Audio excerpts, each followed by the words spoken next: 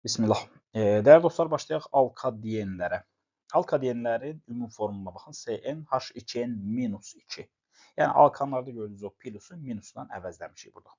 Dostlar, burada n böyükdür, bərabərdir 3-dən. Minimum 3 dənə karbon atomu var. Gəlin yadımıza salaq. 3 minimum 3-dən böyük bərabər olma eyni zamanda sikloalkanlarda da var idi. Daha sonra burada 2 dənə 2 qat rabitə var. Biz alkanlarda öyrənmişdik ki, bir dənə 2 qat rabitələri var idi. Deməli, ümumi formul bu və n böyük bərabər 3-dən dedi. Deməli, ən balaca nümayəndələri baxın budur. C3, H4. Niyə H4 dedim? Çünki 3-ü 2-yə vurdum, elə də 6, çıxdım 2, elə də 4. Ümumiyyətlə, DN-lərdə 2 qat rabitəni dedik, axı 2 dənə 2 qat rabitə var. O 2 qat rabitələrin yerləşməsinə görə biz DN-ləri ayıracaq qruplara.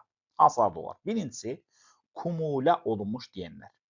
Diqqət edin, kumulə olmuş DN-lərdə 2 qat rabitələr qonşu karbon atomlarındadır. Qonşulardadır.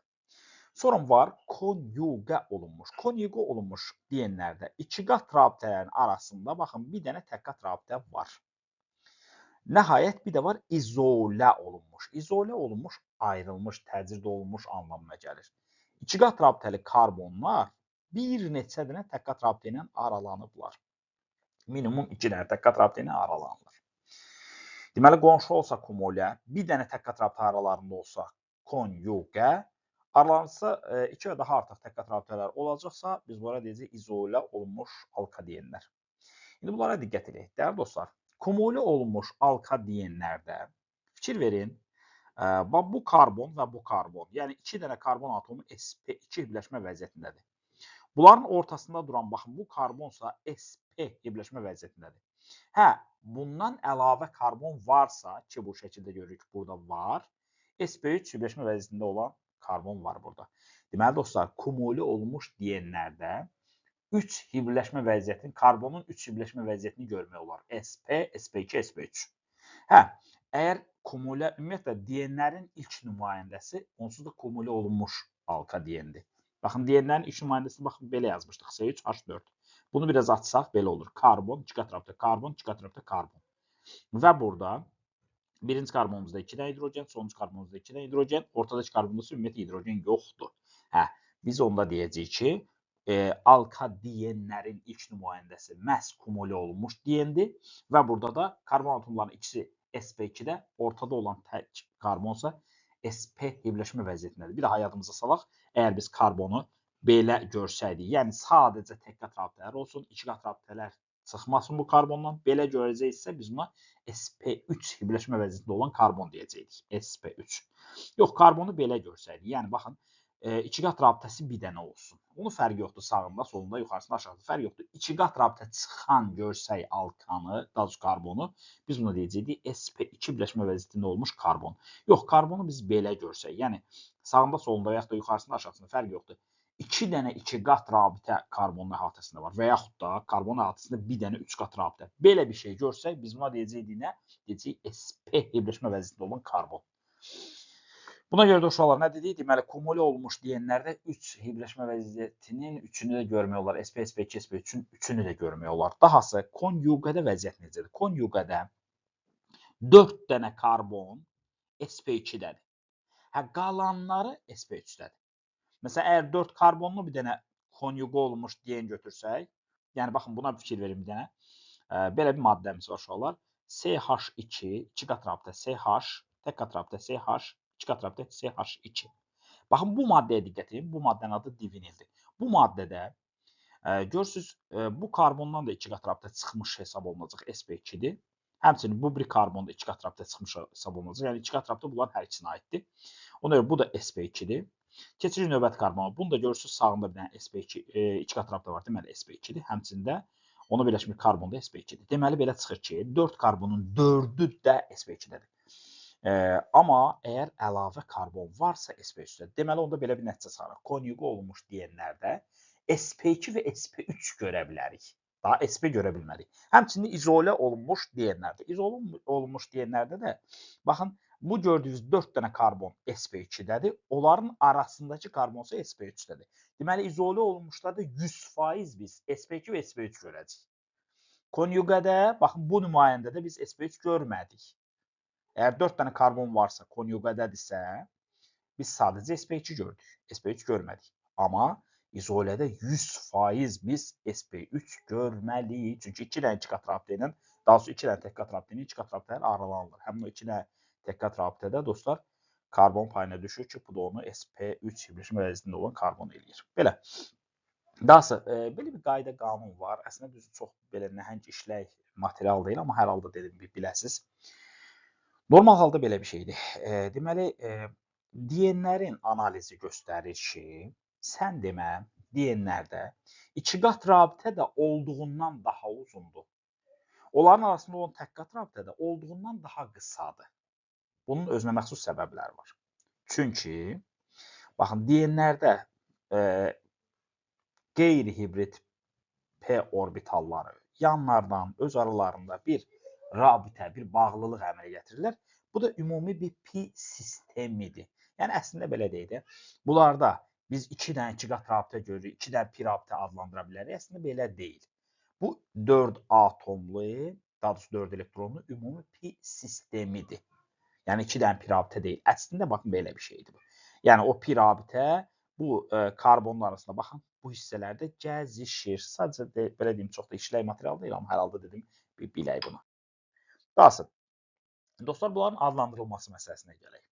DN-lərin tarixi adlandırılmasında uşaqlar, mən hidrogenləri qoymamışam, sadəcə karbonları qoymuşam. DN-lərin tarixi adlandırılmasında belə bir şey deyəcək. Bu gördüyünüz qrupun adı uşaqlar vinil qrupudur. Bunu biraz səliqəli çəksək, CH2, 2 qat rabitə CH. Baxın, bu qrupdur. Görürsünüz, ondan 2 dənədir. Ona görə də biz bunu deyəcəyik divinil. Yəni, divinili belə qapalı formada yazsaq, bu şəkildə yazacaq. Maddəmizin adı oldu divinil. Bu, bunun tarixi adıdır. 2 dənə vinil qrupunun birləşməsinə əməl gəlir. Sonra dahası, növbəti maddəmiz, sanki divinildə olan, baxın, buradakı bu hədəf hidrogeni götürürəm, əvəzinə bir dənə metil qrupu salıram. Buna deyəcəyik biz izopren. Və yaxud da bunu belə yaza bilərik. CH2, 2 qat rabitə C, CH3, CH2. Baxın, bu maddənin adı oldu izopren. Bu arada DN-lərin özü yox, halogenli törəməsi də var. Bir dənə burada ki, tarixi adı var. Buna biz deyəcəyik xlorpren. Yadınızda qalsın ki, xlorpren, bir daha deyim ki, halogen, daha doğrusu alkaden deyil. Alkadenin halogenli törəməsinin adıdır. Sadəcə tarixi adıdır. Yəni, elə ki, divinildəki hidrogeni çıxarmısınız, əvəzinə CH3 yox, xlor salmışsınız. Yəni, baxın, CH2, C, xlor, CH2. Bir dənə uşaqlar, bu maddə ilə bu maddəni müqayisə edin. Görəcəksiniz, həmin hədəf hidrogeni götürmüşük, əvəzinə xlor daxil eləmişik ora. Dəyərli dostlar, dahası, keçirik növbəti məsələmizə. DN-lərin beynəlxalq üsuluna adlandırılması. Əgər alkenləri əla öyrəndinizsə, bunu adlandırmaq sizin üçün çox rahat olacaq. Yəni, qaydalar eynidir. 2 qat rabitəli karbonlar olan, hər ikisinin olduğu ən uzun karbon zəncir seçici uşaqlar. Sonra 2 qat rabitə hara yaxındsa o ucdan başlayacaq nömrələməyə. Sonra radikalları oxuyacaq. Təbii ki, radikalları oxuyanda radikalları kiçikdən böyüyə oxuyurduq ünvanların göstərməklə. Ondan sonra da ən uzun zəncirin adını deyəcək. Sadəcə orada biraz diqqətli olmaq lazımdır. Alkanların sonunda olan o an şəkilçisi var idi. Onu biz DN-dən əvəz eləyəcəyik. An sonunda da 2 qat rabitələrin hər ikisinin başladığı karbonların nömrələrini qeyd edəcəyik. İndi gələk, dediyim bu Yapon sözünü çörək bizim mübarək ana dilimizə. Baxın, CH3, CH3 deyək ki, burada bir CH məsələm üçün CH 2 qat rabitə CH, tək qat rabitə CH, 2 qat rabitə CH2. Məsələn, belə bir şey olsun. Deməli, dəyərli dostlar, şahidlərə soruşanız ki, haradan nömrələyəcək? Şahid deyir ki, alkanlarda öyrəndiyi qaydaya görə şaxa yaxın tərəfdən deyər. Yəni, bu ucu göstərərdi, amma əslində elə deyil. 2 qat rabitə hansı uca yaxındırsa, o ucdan nömrələyəcək. Məcburuq biz sağdan sola nömrələyək. Çünki 2 qat rabitə sağa yaxındır. Yenəcək uşaqlar. 1, 2, 3, 4, 5, 6. Bu mənim üçün ən uzun zəncir. Tabii ki, əsas zəncirdən kənarda qalmış bu mübarək zatasa biz nə deyəcəyik? Biz buna radikal deyəcəyik və bu bir karbonlu radikal olduğundan biz buna metil radikalı deyəcəyik. Əziz dostlar, baxın. İndi mən bunu adlandıranda belə bir şey deyəcəm. Deyəcəm, birinci gəlin radikalı adlandıraq. 5 metil, çünki metil qrupu 5-ci karbona birləşmişdir. Radikalın bir dənə idi, bitdi. Sonra nə deyəcəm? Uzun zəncirin adını deyəcəm.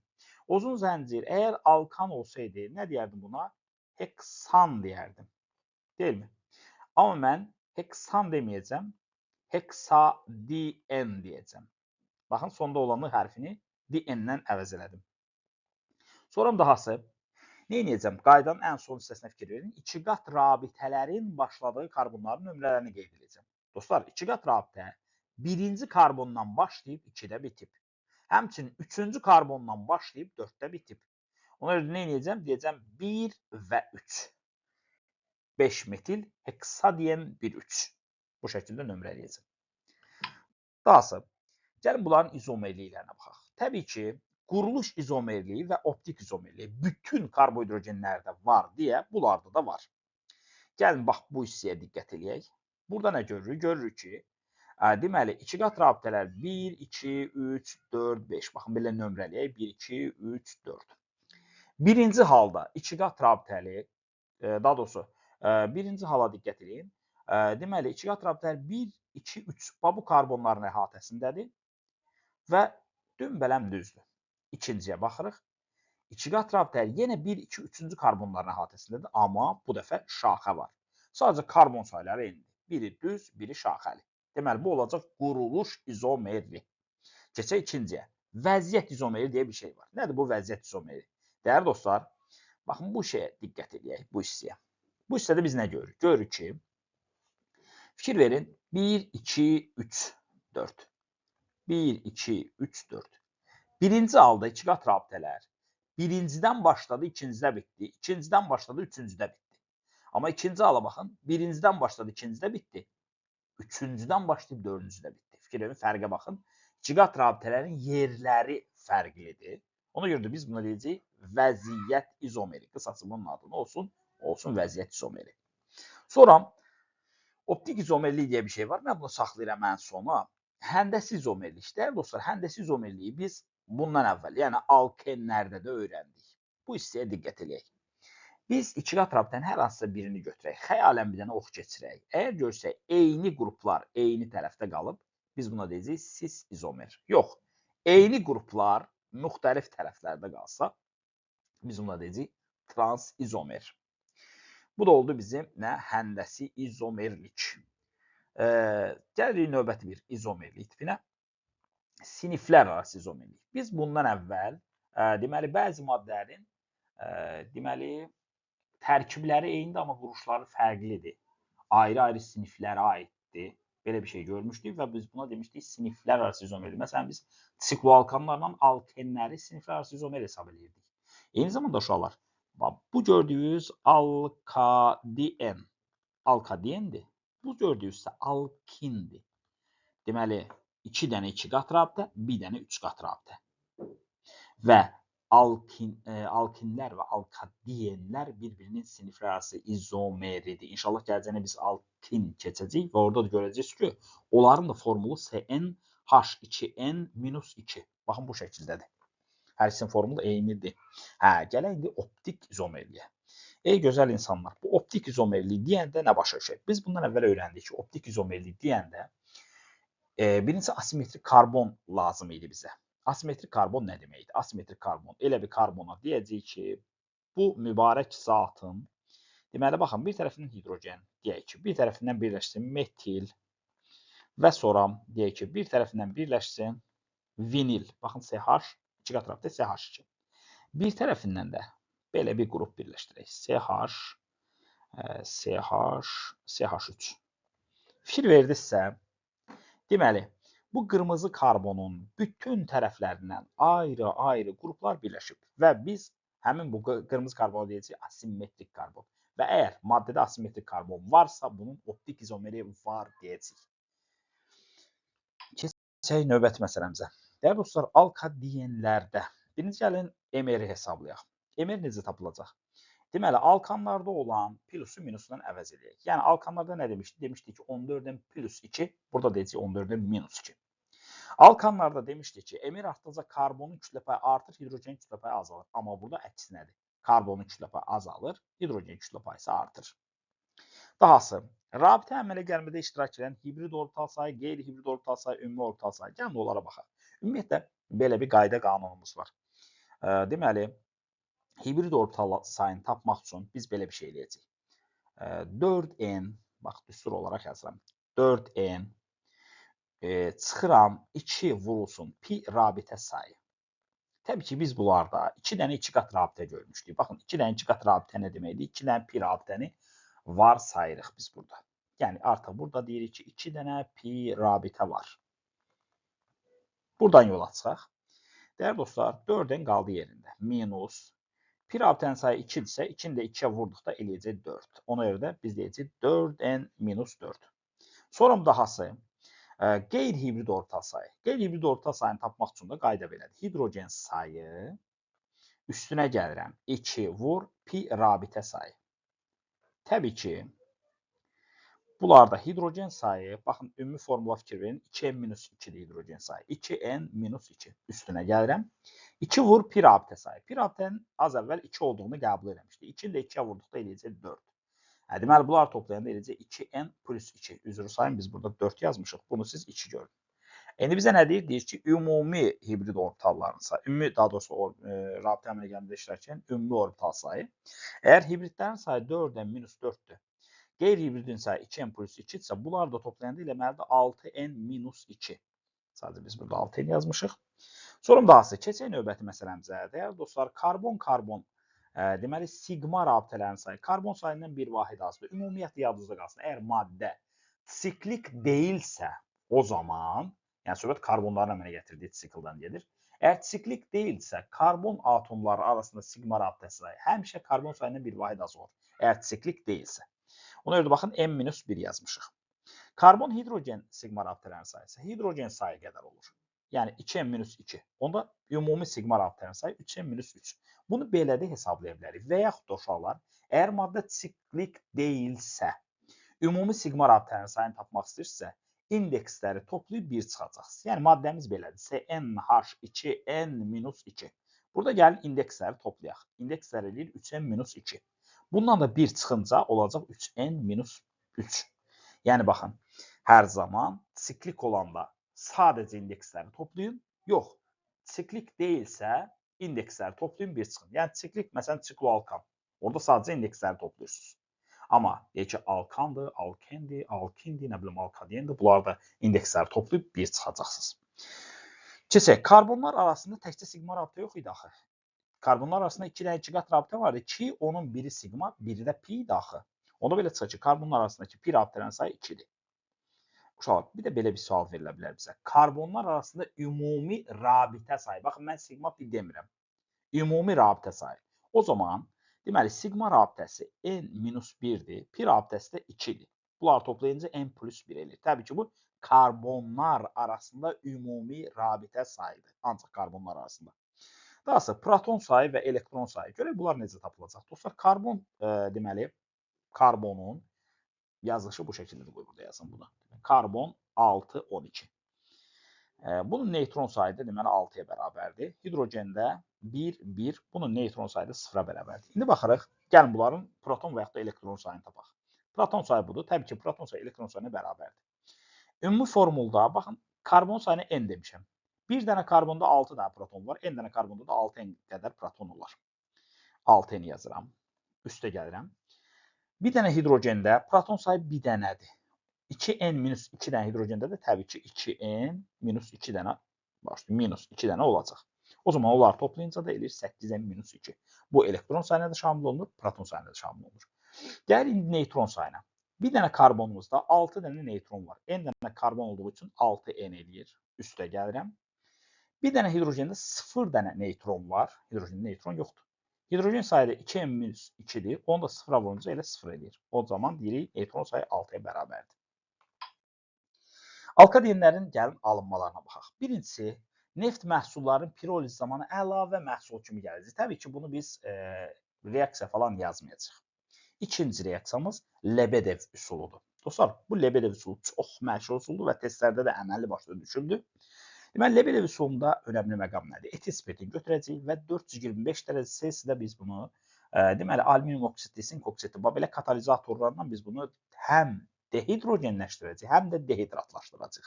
Baxın, etil spirti dediyimiz əslində belədir. C2H5OH. Sadəcə mən bunu bir balaca qəribə yazacağam. Baxın, belə bir şey deyəcəm. Əslində bunu belə də yazmaq olar. CH3, CH2OH. Mən bunu biraz da qəribə yazacağam. Baxın, belə yazıram sizin üçün. CH2H, yəni bu elə CH3 deməkdir. CHOH. Əslində bu CH2OH deməkdir. Eynisini yenə də yazıram. Baxın, eyni etil spirti yazıram. CH, CH2H. Bunu biz nə edirik? Qatı sulfat turşusunun iştirakı ilə 425 dərəcə Selsidə, daha doğrusu alüminium və deməli alüminium oksid, sink oksid katalizatorunun iştirakı ilə 25 dərəcə Selsidə qəşəng qızdırırıq. Nə baş verir uşaqlar? Baxın, bir dənə OH, bir dənə H. Burada da bir dənə OH, bir dənə H.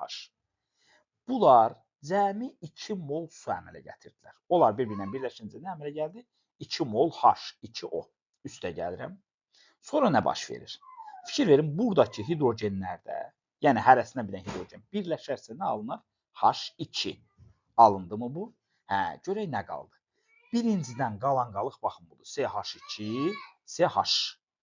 İkincidən qalan qalıq, yenə CH, CH2.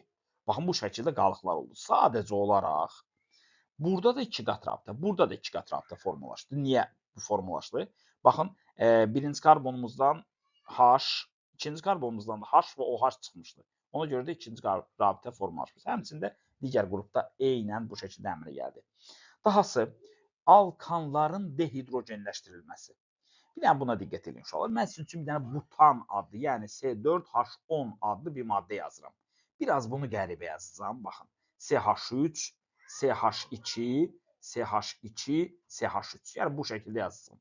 İndi gəlin bunu biraz da qəribə yaz, biraz da eybəcər yazaq. Yəni CH2H, CHH, CHH və CH2H.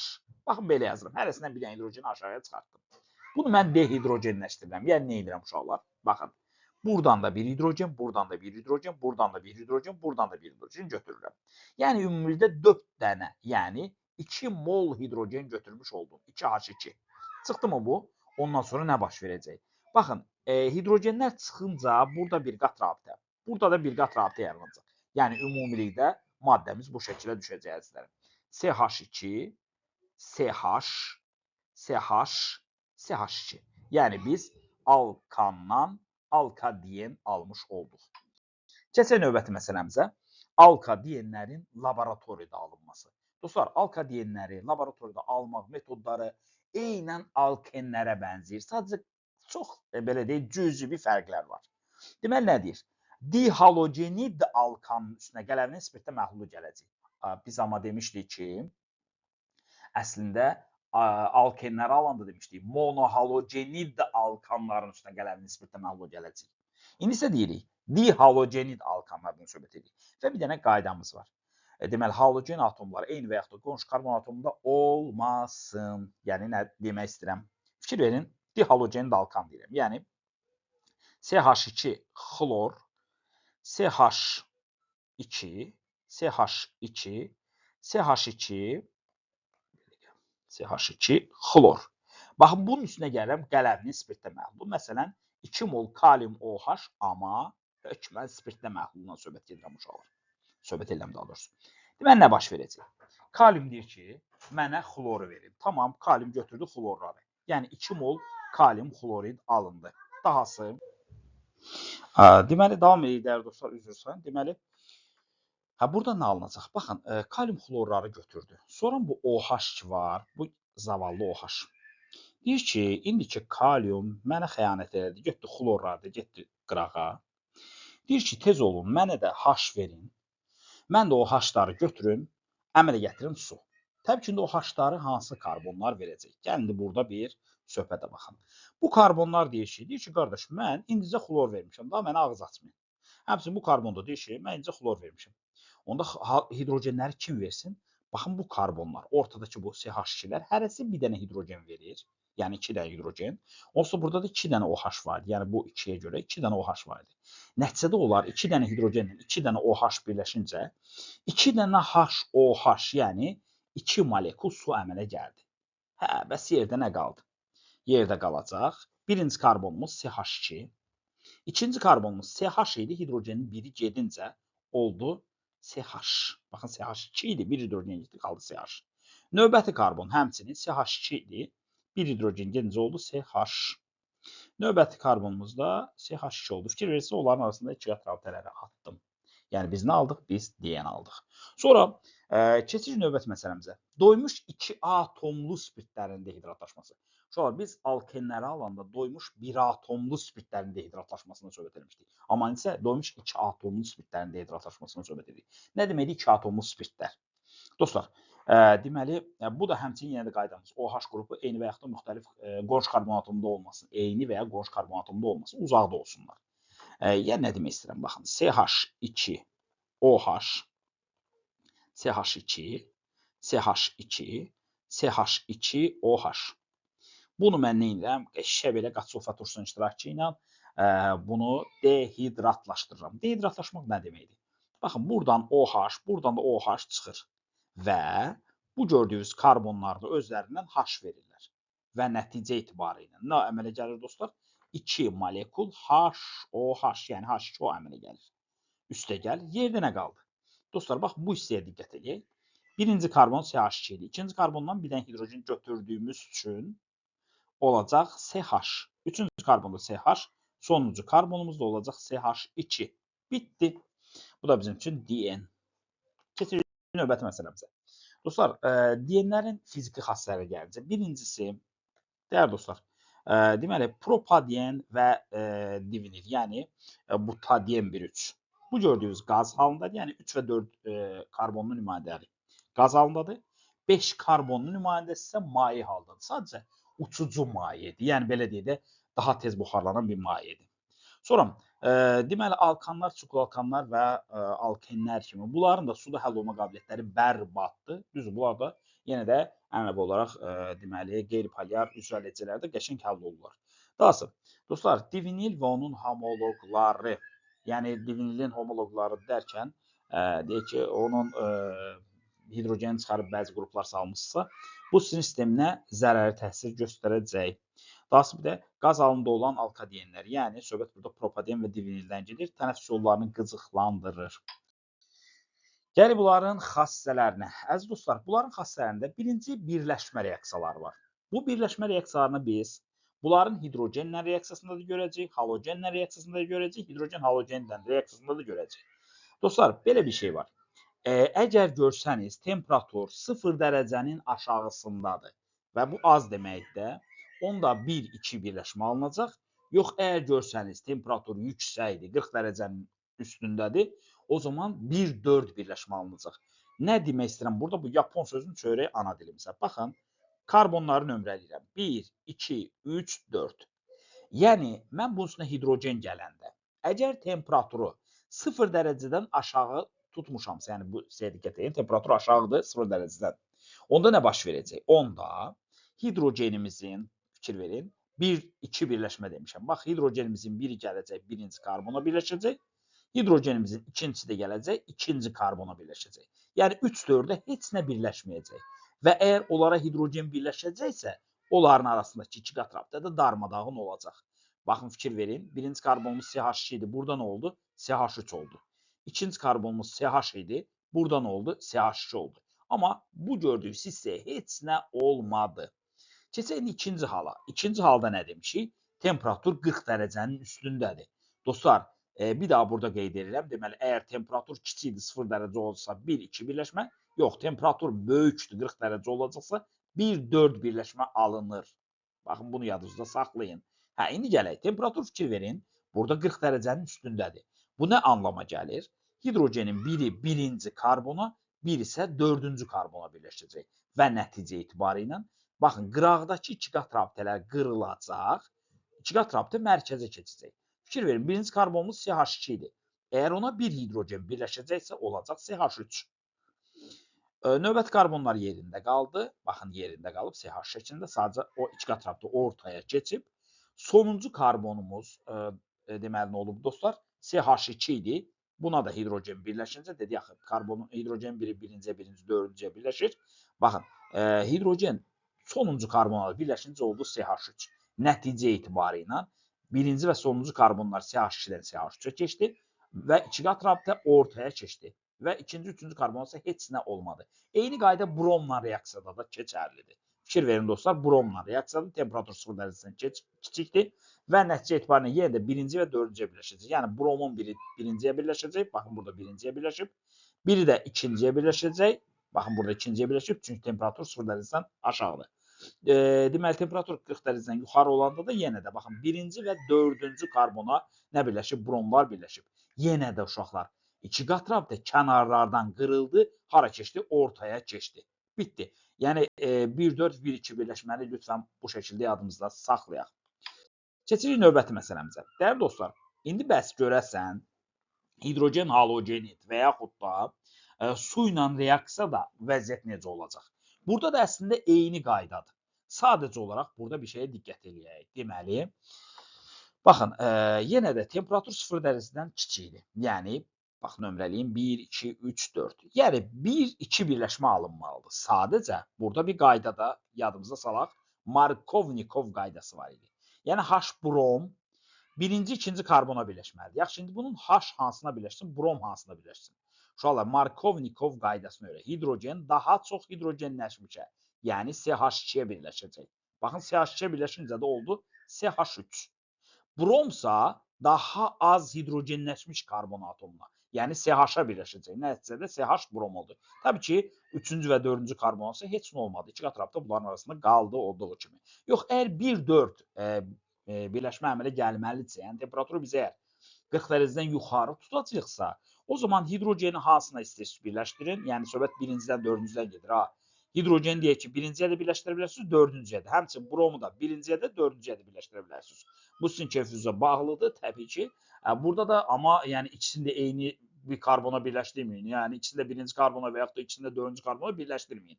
Birini birinciyə, birini dördüncüyə birləşdirəcəksiniz. Yəni, fikir verin, biz burada hidrogeni birinci karbona birləşdirmişik, alınıb CH3. Sonra bromu da dördüncü karbona birləşdirmişik. Nə alınıb? Alınıb CH2 brom. Və fikir verin, yenə də 2 qat rabitə kənarlardan qırıldı, ortaya keçdi. Həmçinin suda da uşaqlar həmin qayda gözlənilir. Əgər temperatur 0 dərəcədən kiçiksə 1-2 birləşmə alınacaq. Yəni hidrogeni aparıb hidrogeni çox olan karbona birləşdirəcək. Nəticədə CH3 alacaq. Yox, OH qrupunda hidrogeni az olan 2 qat rabitəli karbonu birləşdirəcək, CH2OH alacaq. Yəni, yenə də gördüyünüz kimi bu son karbonda 2 qat rabitə olduğu şəkildə də qaldı. Dahası 40 dərəcədən yuxarı olacaqsa 1-4 birləşmə alınacaq. Yəni, baxın, hidrogeni də OH-da ürəyiniz istəyən nöqtəyə birləşdirə bilərsiniz, dəyərli dostlar. Keçək diyenlərin oksidaşməsi, yəni yanma reaksiyalarına. Fikir verin, diyenlərin yanma reaksiyaları alkanlarla tam eynidir. Sadəcə alkanlarda olan plusları minuslarla əvəzləmişik. Yəni, fikir verin, burada bir xətamız var. Minus 2 olmalıydı burada. Deməli, baxın, CnH2-2, 3n-1 bölünsün 2. n-1. Fikir verin, alkanlarda bu hissələrdə siz 2n+2 görəcəksiniz, 3n+1 bölünsün 2 görəcəksiniz və n+1 görəcəksiniz. Yəni, bütün alkanların demək olar ki, oğurlayıblar bu yanma reaksiyalarını deyənlər, onların yerinə pluslarını, minuslarla əvəz ediblər, cavablar böyük bir iş görürlər. Bu da sizin yanma reaksiyaları. Dəyərli dostlar, keçək növbəti məsələmizə. Diyenlərin polimerləşməsi. Burada bir məqam var, dəyərli dostlar. Diyenlər polimerləşəndə alınacaq kauçuklar və diyenlərin polimerləşməsi necədir? Fikir verin, 2 qat rabitənin qollarının bir hissəsi mərkəzə gəldi, bir hissəsi yana açılır. Mərkəzə gəldiyini görə, mərkəzdə tək qat rabitə 2 qat rabitəyə çevrilir və sonra qollar yanlara açıldı və bu da olur kauçuk. Dəyərli dostlar, kauçuklar ümumiyyətlə təbiətdə kauçuklar var. Deməli, izopren adlı maddənin, biz bayaqlar bunu 2 metil deməli butadiyen 1,3 və yaxud da izopren. Baxın, bu maddənin, dostlar, cis izomeri təbiətdə var. Baxın, bu maddə, bu təbii kauçukdur. Hevea adlı bir ağac var, onun süd şirəsi təbii kauçukdur. Və kauçuk necə maddədir? Kauçuk çox vaxt plastik kütlələrlə qarışdırılır. Kauçuk nədir əslində? Kauçuk elastik bir maddədir. Amma bir dənə problemi var. Elə ki, soyuq oldu, bu elastik maddə möhkəmləşir, kövrəkləşir, qırılır. və çox isti olanda da biraz belə əriyib bir-birinə yapışır. Bunun qarşısını almaq üçün də dəyərli dostlar, nə edirlər? Onu vulkanlaşdırırlar. Vulkanlaşma zamanı, yəni kükürdlə reaksiya aparırlar. Kükürd arada olan bu iki qat rabitələrdən istifadə edərək ayrı-ayrı kauçuk dırnaqarası deyim iplərini bir-birinə tikir. Nəticədə həmin o pi rabitə aradan qalxır və nəticə etibarilə dostlar, deməli nə olur? Həmin o keyfiyyət yüksəlməsi baş verir. Yəni o soyuqda kövrəkləşmə, sonra istidə yapışma böyük ölçüdə azalır. Biz kükürdü əgər normadan çox əlavə eləyəcəksə, bu zaman ebonit əmələ gələcək. Ebonit artıq elastik deyil, yəni rezin kimi, kauçuk kimi elastik deyil, möhkəm bir materialdır. Dostlar, bir şey deyəcəm, tətbiq deyəcəm, ondan sonra bir dənə də bu məsələləri sizin üçün deməli yadınıza salacağam. Deməli, DN-lərin tətbiqi necə? DN-lər ümumiyyətlə bütün doymamış karbohidrogenlər kimi DN-lərdə kalium permanganat və bromu su ilə əksləşdirir. DN-lərdə nədə istifadə olunur? Kauçuk istehsalında istifadə olunur. Təbii ki, kauçukun özü də deməli su keçirməyən geyimlər və yaxud da deməli ayağa geyinən geyimlərdən və yaxud da plaş kimi atılan geyimlərdən gedir ki, su keçirmə, xüsusən də belə deyək, o yerlər ki, lazımdır insanlar ki, su içəndə işləyirlər falan edirlər. Yağışdan və yaxud da başqa şeylərdən insanları qoruyur. Sonra müasir rezin istifadə olunacaq avtomobil təkərlərində və yaxud da idman alətlərinin hazırlanmasında rezindən geniş istifadə olunur və yaxud da məişətimizdə rezindən geniş istifadə olunur. Sonra ebonit nədir? Ebonit dediyimiz kimi rezin kimi elastik deyil, möhkəm maddədir. Biz buna izolyasiya edici maddə kimi istifadə edəcəyik və yaxud da akkumulyator korpusları. Yəni maşınların akkumulyatorunda dostlar içərisində akkumulyatorun sulfat turşusu var. O sulfat turşusu da bayağı bir qorxulu turşudur. Yəni bildiyimiz metallarla əla bir şəkildə reaksiya daxil ola bilir. Ki onu da əgər maşının metal hissələrinə sulfat turşusu töküləcəksə, təbii ki, onun aşınmasına səbəb olur. Düzdür, akkumulyator özü də sıradan çıxar. Həmçinin maşının hissələrinin detallarında aşınmasına səbəb ola bilər. Xüsusən də əgər metal isinibsə. Belə. Dostlar, indi mən bir şey demək istəyirəm sizin üçün. Baxın, alka-DN-lərdə bir çox reaksiyalarda biz nələr gördük? Xüsusən də birləşmə reaksiyasında. Məsələn, mən bir dənə DN sizin üçün yazıram. Deyək ki, CH2, 2 qat rabitə CH, tək qat rabitə CH, 2 qat rabitə CH2. Buna fikir verin. Bütün karbon atomları sp2 birləşmə vəziyyətindədir. Və burada 2 dənə pi rabitə var. Mən bunun üstünə gəlirəm. Deyək ki, məsələn, H2 gəlirəm. Və yaxud da deyək ki, xlor 2 gəlirəm. Və yaxud da HOH gəlirəm. Və yaxud da H brom gəlirəm və s. Müxtəlif cür deməli, bunun üstə maddələr gələ bilərəm. Deyək ki, məsələn, mən HX deyirəm. Təbii ki, X-in yerində H da ola bilər, yəni H2 da ola bilər. Və yaxud da X-in yerində halogen da ola bilər. X-in yerində OH da ola bilər. Fərq eləməz. Məsələn üçün deyək ki, fərq yoxdur mənim üçün 1-2 və yaxud da 1-4 birləşmə alsın. Məsələn, gəlin 1-2 birləşmə alsın. Yəni hidrogeni bu hissəyə verək, X-i bu hissəyə verək. Görün nə alındı uşaqlar buradan. CH2, 2 qat rabitə CH, tək qat rabitə CHX, CH3. Fikir verdinizsə, pi rabitə əvvəl 2 dənə idi, indi oldu 1 dənə. Sonra burada sigma rabitənin sayı, təbii ki, pi rabitə azaldı deyə sigma rabitənin sayı artdı. Karbon atomlarından artıq bu karbonlar sp3 birləşmə vəziyyətində olan karbonlara keçid elədi. Fikir verin, öncə 4'ü də sp2'də idi. İndi nə baş verdi? İkisi sp2'də qaldı, 2 dənəsi isə sp3'ə keçdi. Deməli dostlar, birləşmə reaksiyalarında alka-DN-lərin, karbon atomlarının birləşmə vəziyyəti sp2'dən sp3'ə keçid edir. Pi rabitələrin sayı azalır, sigma rabitələrin sayı artır. Oldu mu? Dahası başqa bir reaksiya deyim sizə. İndi keçək dostlar bunların polimerləşməsinə. Az əvvəl nə gördük? CH2, 2 qat rabitə CH, tək qat rabitə CH, 2 qat rabitə CH2. Baxın, bu polimerləşən nə demişdi? 2 qat rabitənin bir qismi bura qatlanacaq, bir qismi də çölə açılacaq. Və nəticə etibarilə bizim mübarək maddəmiz belə olacaq. CH2, tək qat rabitə CH, ortada 2 qat rabitə CH, tək qat rabitə CH2 bu şəkildə. Bax, bu bizim oldu, deməli, divinil kauçukumuz. Fikir verin, öncəliklə bütün karbon atomları sp2'də idi. İndi nə oldu bəs? Bu gördüyünüz sp3, bu gördüyünüz sp3, amma ortadakılar yenə sp2'də qaldı. Deməli, belə çıxır ki, DN-lər birləşmə reaksiyalarında, həmçində polimerləşmə reaksiyalarında sp2 karbon atomlarının yarısı sp3'ə keçdi. Pi rabitələrin sayı 2'dən 1'ə düşdü. Yəni yarı və yarı azaldı dostlar. Bir də uşaqlar bir şey deyim sizə. Bunun rezin alınma mərhələsi ki var. Yəni biz nə deyirdik? Biz deyirdik ki, bunlara kükürt əlavə edirik və kükürt də bu pi rabitələri bu şəkildə belə qırırdı da. Yəni belə bu şəkildə qırırdı. Bunu aşağı yox, bunu yuxarıya. Və nəticədə pi rabitə burada yoxa çıxırdı. Uşaqlar yadınızda qalsın. Rezin içərisində ümumiyyətlə pi rabitə saxlamır. Rezində olan bütün rabitələr siqmadır. Çünki məhz o pi rabitələr qırılır, kükürt birləşir. Ona görə də rezində olan bütün karbon atomları sp3 birləşmə vəziyyətindədir. Bu qədər dəyərli dostlar. Diqqətinizə görə təşəkkürlər.